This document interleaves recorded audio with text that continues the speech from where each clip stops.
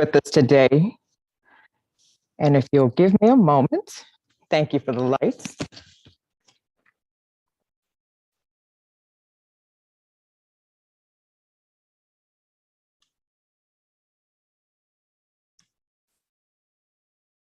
Today we have a very special presentation. And as a way of introduction, I'd like to talk with you about the value of a woman's voice.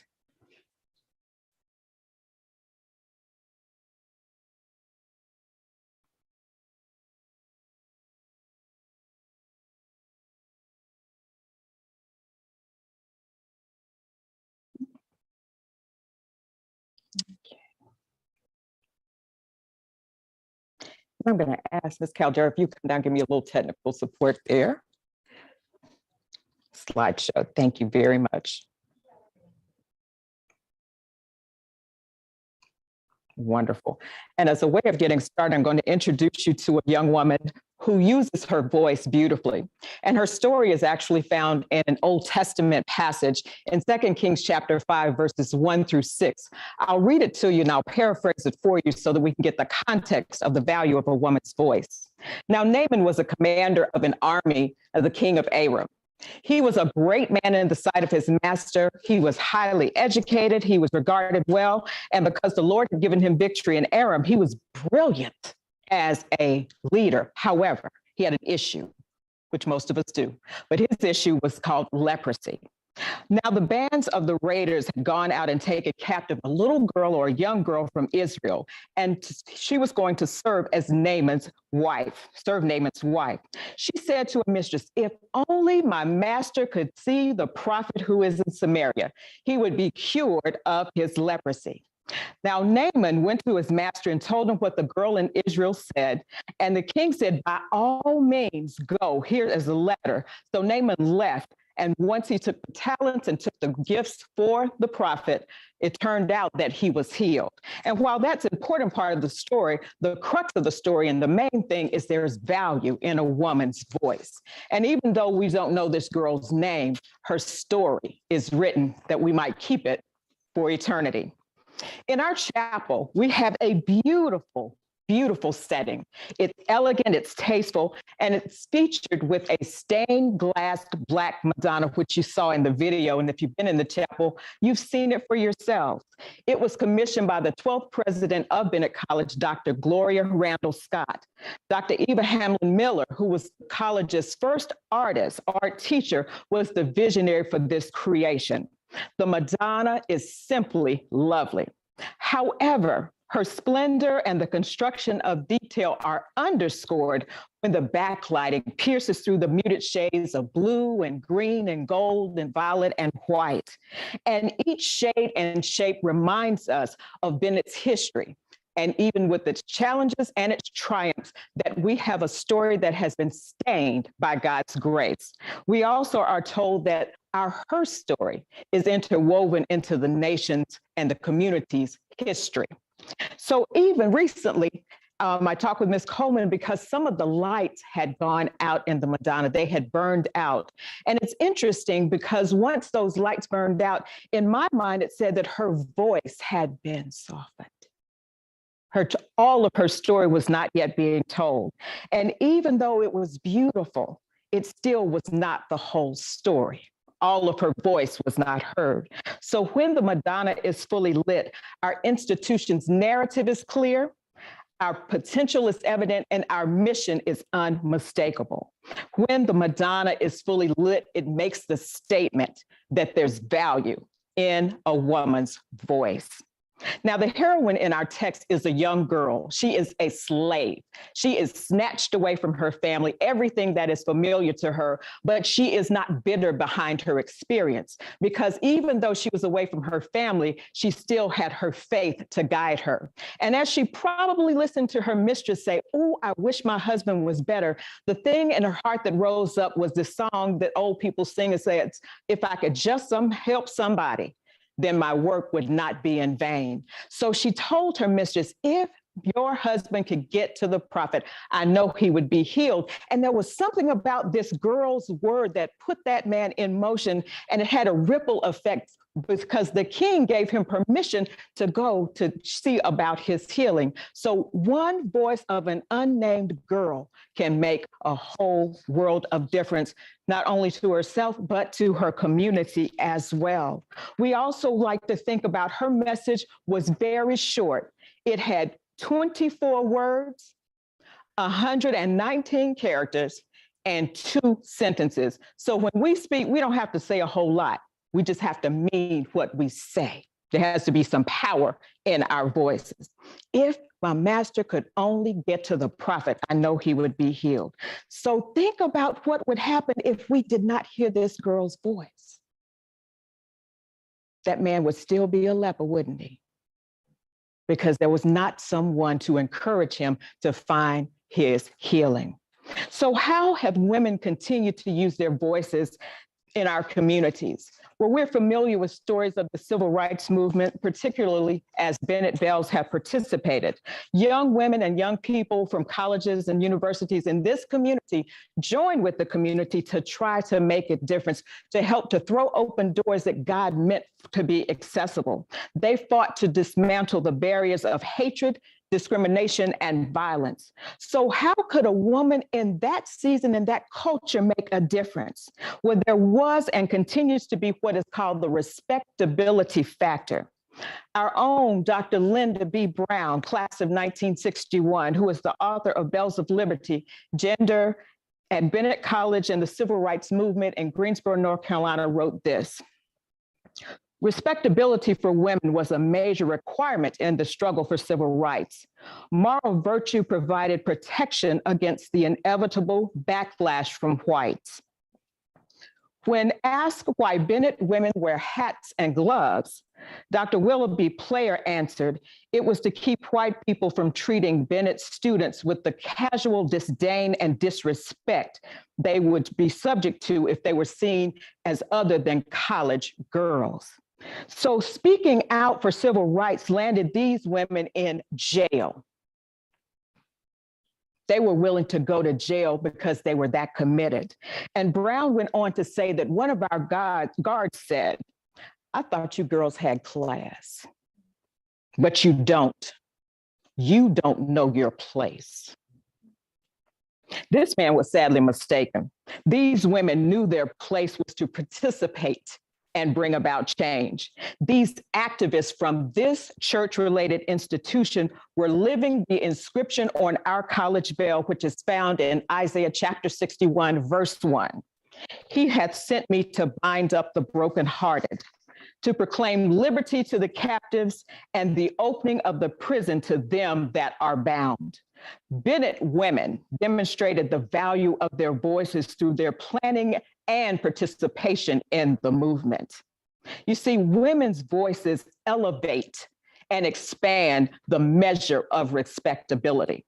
Respectability means that you and I see all persons as made in God's image. Respectability recognizes the importance of extending ourselves to others, meeting them on their journey and helping them to get to their destination. We treasure the women and the wisdom of those who came before us, and we seek godly counsel in making decisions that add value to our community. As Bennett women, we know our place. Our place is in basements and boardrooms. We have seats at the table, and not only that, God is opening up benches for us to have a say at the table. Our places in classrooms and hospital rooms, and also in firehouses and police stations and hospitals. Our place is wherever we are planted. That's where we will grow. Our places are wherever God sends us, including the White House. And if the Lord says the same, our place will be on the highest court of this nation. You see, when women value the voice that God has given us, like this young girl, we are countering the politics of respectability that seek to downgrade us to the realm of the seen and unheard. That status tries to diminish our significance, our contributions, dismiss our experience, and displays disdain for the faith that we have. When we speak with the voice that God has given us, women come out of the shadows and allow our lights to shine in any situation. This young girl was physically imprisoned. However, her spirit was free, and God used her to liberate others as God is using us to do likewise. Remember, a woman does not have to be loud in order to be heard. A few years ago, I went to A.C.E.S in the chapel, and we had many more students than we do now. And the chapel was about 2/3 full, but it was strange because that day, just about every student had on all Black head to toe. No contrasting colors, no complementary color, not even a pearl was seen. They were all facing front. They weren't talking, texting, communicating. They weren't trying to catch up on homework while waiting for the program to start. And it was strange. It was so quiet. It was eerie. There were only about 5 students who obviously didn't get the memo and had on something else. The program went on as printed. It began, the speaker gave the address, the president gave remarks, and the students did not move. When Lift Every Voice was played, which is the Negro national anthem, when all of us should stand and rise for the occasion, the students stayed stoic and still did not move. It was eerie, it was quiet, it was powerful.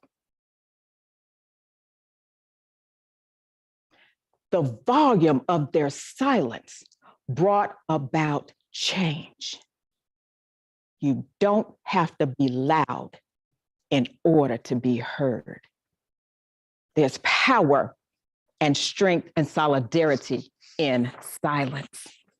A woman's voice is also not about the volume or the tone. Think about Daniela Fraser, who was 16 years old.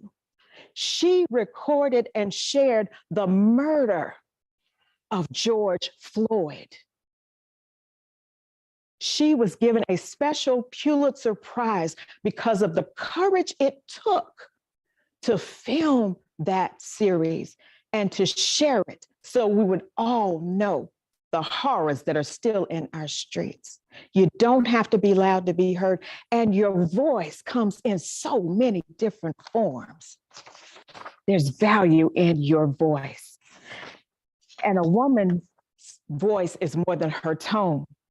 Our national treasure and former Bennett trustee, Dr. Maya Angelou, would say, "It's in the reach of my arms. It's in the span of my hips, the stride of my step, the curl of my lips. It's in the arch of my back and the sun of my smile, the ride of my breast, the grace of my style.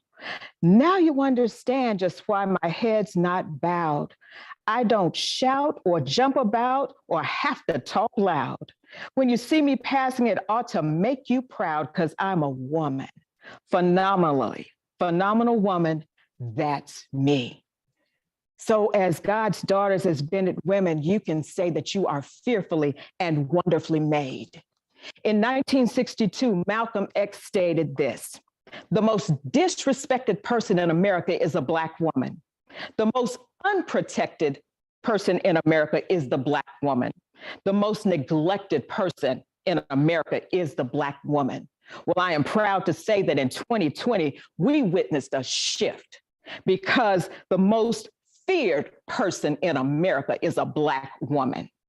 Black women form the Democratic backbone that helped Joe Biden and Kamala Harris win the election, helping to restore truth and decency and accountability and empathy towards seasoned, other-centered leadership. Bria Cupid reports, "It's important to remember that it's not just a victory for Black women, it's a victory because of Black women." So, sisters and brothers, I encourage you to understand that there is value in a woman's voice. There is value in your voice. Whether you're introverted or extroverted, you have value. You have something to say. You have something to contribute that is going to make a difference now and down the road and hopefully through eternity. So I just came to encourage you with that word and to share this information with you, that there is value in a woman's voice. Amen.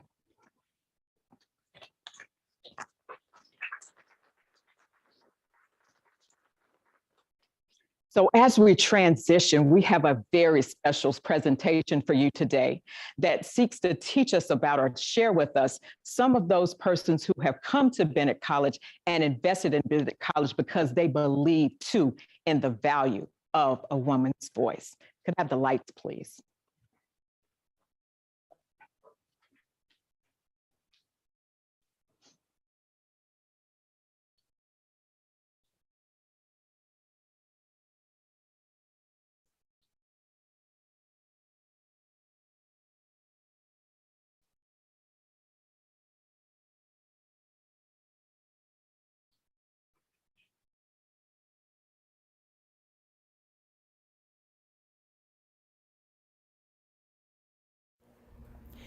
So many people representing our city, state, nation, and the world have visited Bennett since her founding as a college for women.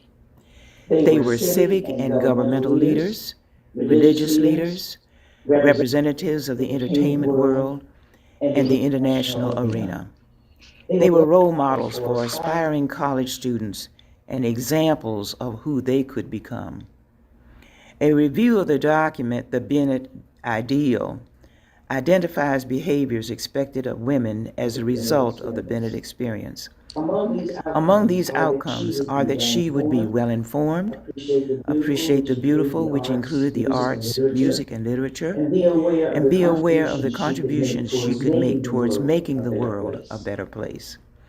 Opportunities for growth and enrichment in these areas have always been a part of the Bennett way of life by exposing students to individuals who could enhance the development of academic, social, and cultural skills, promote an awareness of social justice and global affairs. Prior to desegregation, opportunities for the students to attend events away from the campus to hear and see outstanding persons did not exist. This being the case, Presidents David D. Jones and Willoughby Player had an overwhelming commitment to bring individuals to the campus. In other words, bring the mountain to Mohammed. As far back as the 1930s, distinguished persons were guests of the college. Eleanor Roosevelt visited the college in 1940s, and the college invited school children to come and see her. Among other memorable persons over the years were Cab Calloway's band and Joe Williams, who was his vocalist, and add to that appearances by Roland Hayes, Dorothy Maynard, Ruby Dee and Ossie Davis, First Lady Barbara Bush, Jackie Robinson, the heavyweight champion Ezra Charles, Martin Luther King Jr., and many others. Through these exposures, students were made aware of opportunities to make a difference in the world, the need for social justice, and the overall need for change. The result? The first African American woman to be the mayor of Greensboro, a belle, and numbers of belles in governmental positions on the state, national, and international levels. As you view this presentation, you will be made aware of only some of the people who, through their interactions with the students, were a source of inspiration and the development of an awareness of opportunities to make a difference. We have just heard from Dean Marianne Scarlett, who's a member of the class of 1954. Her father worked on the campus, so she actually grew up on this campus and has a wealth of experience and knowledge and love for Bennett College. So it was so important to have her as a part of this presentation. We're grateful for Ms. Josie Caldero and Ms. Andrina Coleman for putting this presentation together. I think you will find it quite exciting, quite exciting.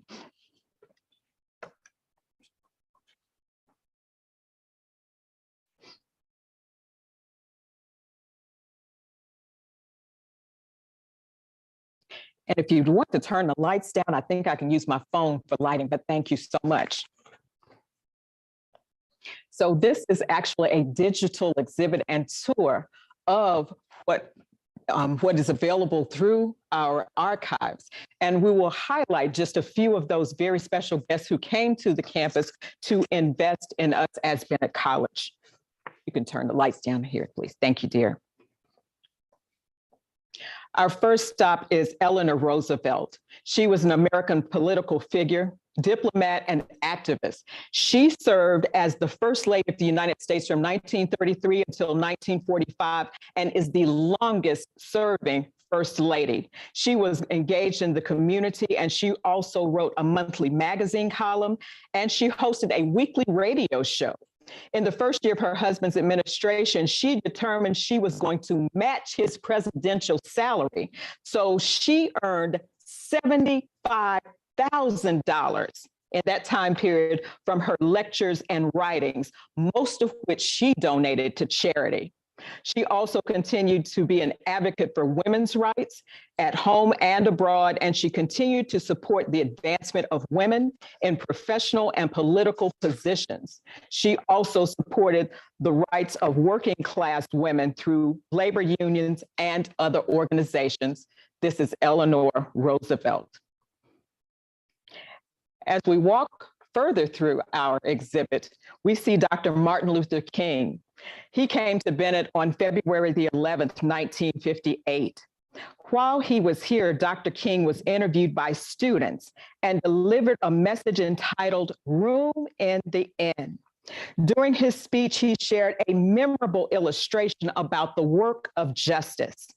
Dr. King: I was in the Los Angeles airport a few days ago, and we had a delay, a slight plane delay. The plane had to be serviced. In a few minutes, we noticed several men running out to the plane. They started carrying out various functions. A man traveling with Dr. King on the plane said, "You know, that plane could not take off unless those 21 men did their work. They had various functions, but it wouldn't go, the plane wouldn't fly until they finished." Dr. King thought, this group is called the ground crew. And when he thought about, you hear about the pilot, the engineer, and the co-pilot, but we very seldom hear about the ground crew. Those are the people who make it possible for the pilot to do his job. So he said, never forget the ground crew. And I bring you greetings from the humble people, the ground crew of Montgomery, Alabama. Dr. King brought attention to those unnamed persons doing the work of justice. So as you see in that presentation, there was a link at the bottom. So you would also have an opportunity to view additional information about that particular guest. As we continue our tour, we see a wall that has some instruction and direction for us. And this will help our experience to be more engaging. When you look at the exhibit through this digital format, this will give you instruction on how to operate it, how to move on the floor, and how to open doors to see other parts of the exhibit. As we continue our tour, we visit with Dr. Benjamin E. Mays. Dr. Mays was the president of Morehouse College, our brother institution. During Dr. Player's tenure, Dr. Mays served as a keynote speaker for the annual Homemaking Institute. His presence assisted with the launch of Operation Door Knock, the house-to-house effort to get Blacks in the surrounding area registered to vote in 1960. This project was responsible for registering 1,478 Blacks, which represents 26% of the Black registered voters at that time. Dr. Benjamin Mays.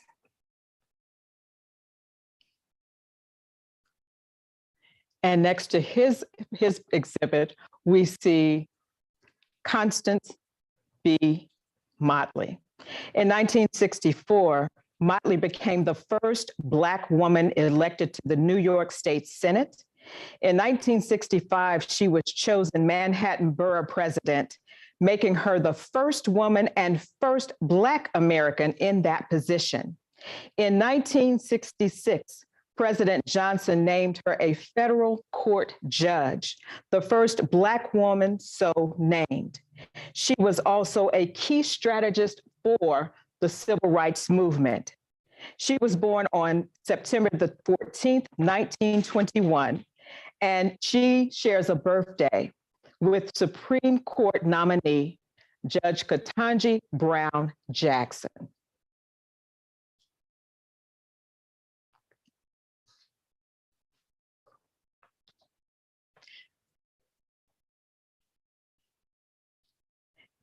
Justice Thurgood Marshall was a civil rights lawyer who used the courts to fight Jim Crow and dismantle segregation in the United States Marshal. He was a towering figure who became the nation's first Black United States Supreme Court justice. He is best known for arguing the historic 1954 Brown versus Board of Education case, in which the Supreme Court declared separate but equal unconstitutional in public schools. Justice Marshall was also a keynote speaker that helped launch Operation Door Knock.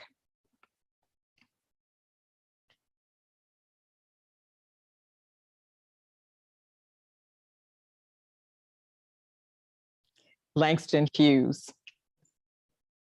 Well, son, I tell you, life for me ain't been no crystal stair. Is the opening line of Mother to Son, one of Hughes's most famous and memorable poems. This African-American writer became a leader of the Harlem Renaissance for his novels, plays, prose, and above all, the lyrical realism of his poetry. In a 1926 story for The Nation, Langston Hughes wrote, "An artist must be free to choose what he does, certainly, but he must also never be afraid to do what he might choose." Throughout his career, he crafted his words with that exact essence.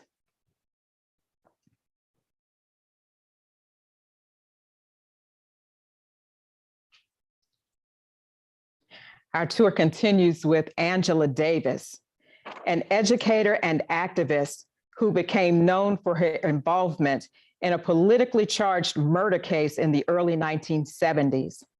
Influenced by her segregated upbringing in Birmingham, Alabama, Davis joined the Black Panthers and an all-Black branch of the Communist Party as a young woman. She became a professor at UCLA, but fell out of favor with the administration due to her ties. Davis was charged with abetting a botched escape attempt of imprisoned Black radical George Jackson and served roughly 18 months in jail before her acquittal in 1972. After spending time traveling and lecturing, Davis returned to the schoolroom as a professor and authored several books. Angela Davis.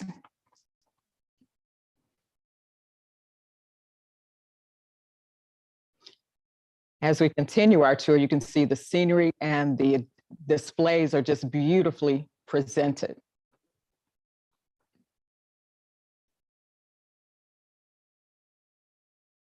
Ntozake Shange is the author of For Colored Girls Who Considered Suicide When the Rainbow Was Not Enough. Two of her famous quotes include, "Through my tears, I found God in myself, and I loved her fiercely. I'm only human and inadequacy in what makes us human. And if we was perfect, we wouldn't have nothing to strive for. So you might as well go on and forgive me, pretty baby, because I'm sorry." Shange's willingness to defy convention is evident in the movements that she put together, particularly for colored girls. This new form she called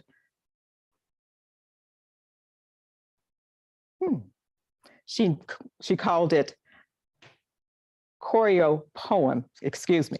And it's a clear departure from the traditional play acts division and linear plots. It contains occasional music and dance and song accompanying a series of poems that eventually fuse into one statement or voice.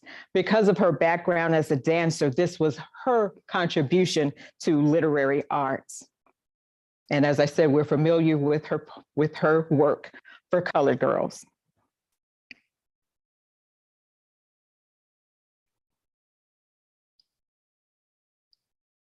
And our next destination will be Shirley Chisholm. Before Senator Kamala Harris became Vice President of the United States, and before Reverend Jesse Jackson ran for president, there was Shirley Chisholm, a pioneering African-American politician who began her professional career as a teacher. In 1968, Chisholm became the first African-American to earn election to Congress, where she worked on the Education and Labor Committee and helped form the Black Caucus. In 1972, she made history again by becoming the first woman and first African-American of a major party to run for a presidential nomination. After serving 7 terms in the House, Chisholm retired from office and became a teacher and public speaker. And our last featured guest, but not the least for today, is one most of us are familiar with, Oprah Winfrey. In 1986, Oprah Winfrey became the first Black female to host a nationally syndicated daily television show with the premiere of the Oprah Winfrey Show.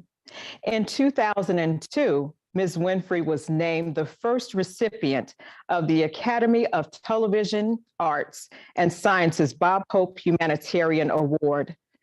Oprah Winfrey became the first Black female billionaire in the United States in 2003, and she visited our campus in 2006 as a featured guest as a fundraiser for the college.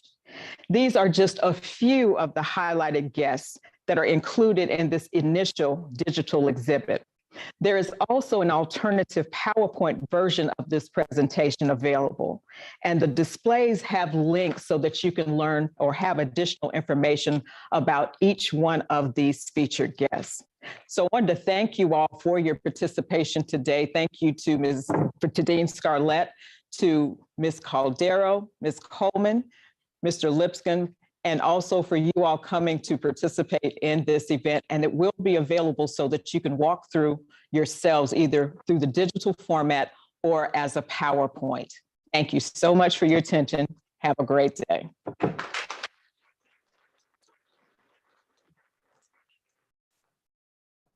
Could we have the lights, please? Thank you.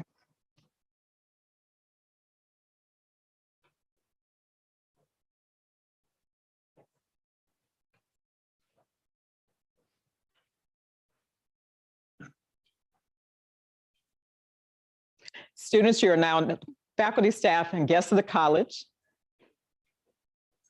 I welcome Ms. Janila Johnson, who is Ms. Royal Blue and White, and you're in her hands.